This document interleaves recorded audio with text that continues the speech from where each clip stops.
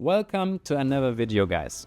Today we're gonna talk about the crypto taxes in the US in just 2 minutes so you know everything about it. If you trade cryptocurrencies or earn crypto income in the US, it is important to understand how the IRS taxes digital assets.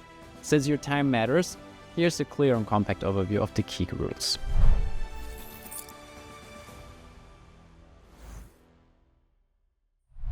The IRS treats cryptocurrencies as property. That means disposing of crypto can trigger capital gains tax. A taxable event happens when you sell crypto for dollars, swap one cryptocurrency for another, or use crypto to pay for goods and services is taxable. If you held crypto for less than 1 year, it is usually taxed as a short-term capital gain at ordinary income tax rate.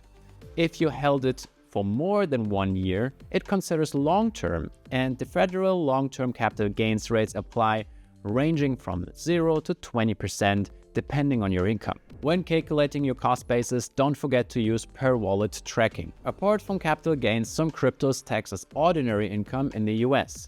This includes, for example, getting paid in crypto for work or service, and rewards from staking, mining, lending, or receiving airdrops. This will be taxed as income based on the fair market value in USD at the time you're receiving it.